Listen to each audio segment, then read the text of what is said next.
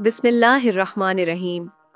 عشق مولا کے تمام پروانوں کو اسماعیلی گنانز آفیشل ٹیم کی جانب سے السلام علیکم اور یا علی مدد کا تحفہ قبول ہو۔ اس ویڈیو میں ہم آپ کو مولانا حاضر امام علیہ السلام کی سالگرہ مبارک کے موقع پر جاری جوش و خروش بھری تیاریاں دکھائیں گے، جو نہ صرف گلگت بلتستان اور پاکستان میں بلکہ دنیا بھر میں بسنے والے مریدوں کے درمیان انتہائی خوشی اور عقیدت کے ساتھ اپنے عروج پر پہنچ چکی ہیں۔ یہ بات قابل ذکر ہے کہ جہاں دنیا بھر کی اسماعیلی جماعتیں سالگرہ مبارک کی خوشیاں منانے کے لیے پرجوش ہیں، وہیں ہنزا کی جماعت نے جس انداز میں اس موقع کی تیاری کی ہے وہ نہایت منفرد اور قابل تحسین ہے۔ ایسی شاندار تیاریاں اس سے قبل گزشتہ امام کی سالگرہ کے موقع پر بھی دیکھنے میں نہیں آئی تھیں۔ اس بار اس خوشی کو خاص طور پر منفرد انداز میں منانے کی سب سے بڑی وجہ یہ ہے کہ یہ سالگرہ مبارک پرنس رحیم آغا خان کی امامت سنبھالنے کے بعد پہلی سالگرہ ہے، جسے جماعت میں عقیدت، محبت اور جوش و خروش کے ساتھ یادگار بنانے کی بھرپور کوشش کی ہے۔ ان تیاریوں کی تفصیلات شیئر کرنے سے پہلے پرنس رحیم آغا خان یعنی ہمارے 50واں امام کا مختصر تعارف ہو جائے، تاکہ ان سامعین کو بھی علم ہو جن کو پرنس رحیم آغا خان کے بارے میں علم نہ ہو۔ پرنس رحیم الحسینی حاضر امام، جنہیں آغا خان پنجم کے نام سے جانا جاتا ہے، 12 اکتوبر 1971 کو جنیوا، سوئٹزرلینڈ میں پیدا ہوئے۔ یہ اس وقت شیعہ نظاری اسماعیلی مسلمانوں کے 50ویں حاضر امام ہیں، جنہوں نے 4 فروری 2025 کو اپنے والد بزرگوار پرنس کریم آغا خان یعنی آغا خان چہارم کی رحلت کے بعد امامت کا منصب سنبھالا۔ آپ نے اپنی تعلیم امریکہ کے فلپس اکیڈمی اینڈوور سے حاصل کی اور براؤن یونیورسٹی امریکہ سے تقابلی ادب میں گریجویشن کی ڈگری نمایاں کارکردگی کے ساتھ مکمل کیا۔ بعد ازاں آپ نے بارسلونا میں واقع IESE بزنس اسکول سے انتظامی تعلیم حاصل کی۔ امامت کے منصب پر فائز ہونے کے بعد آپ روحانی رہنمائی کے ساتھ ساتھ آغا خان ڈیولپمنٹ نیٹ ورک یعنی AKDN کے مختلف شعبوں میں بھی سرگرم ہیں، جن میں تعلیم، ماحولیات، غربت کا خاتمہ اور سماجی ترقی کے شعبے شامل ہیں۔ آپ کی امامت کا پہلا سالگرہ مبارک اسماعیلی جماعت کے لیے ایک تاریخی موقع ہے، جسے دنیا بھر میں عقیدت، محبت اور جوش و خروش سے منانے کے لیے تیاریاں جاری ہیں۔ جیسا کہ آپ سب جانتے ہیں، 5 فروری 2025 کو اسماعیلی برادری کے 49ویں امام پرنس کریم آغا خان نے نص کے مطابق اپنے بڑے صاحبزادے کو اپنا جانشین مقرر کیا۔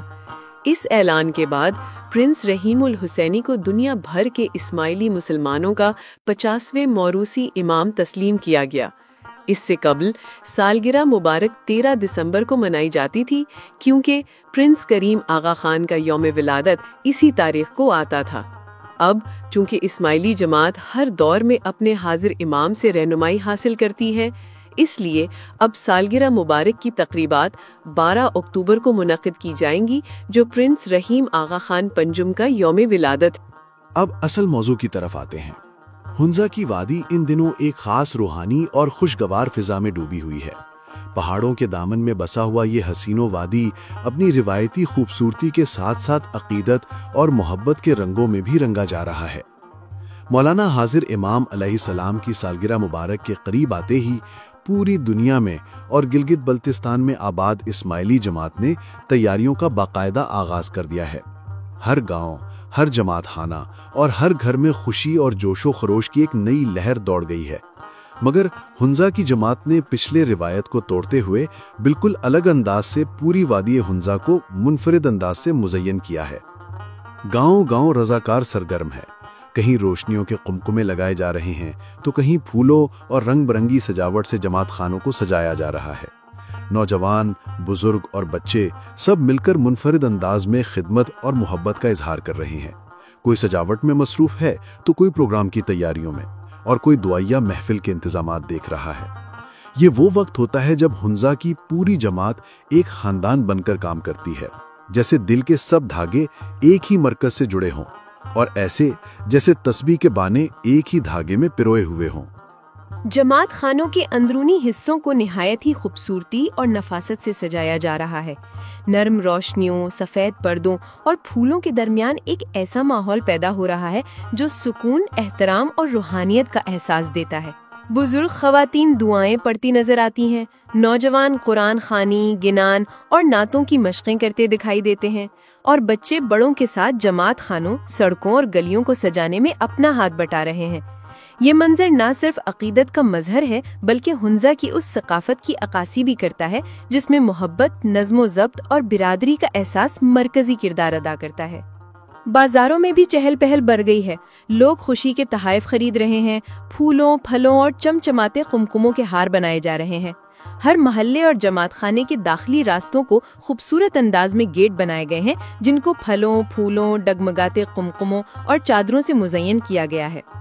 یہ سب کچھ مل کر پورے علاقے میں خوشنما رنگ بھرتا ہے، جیسے ہر چہرے پر امید کی روشنی جگمگا اٹھی ہو۔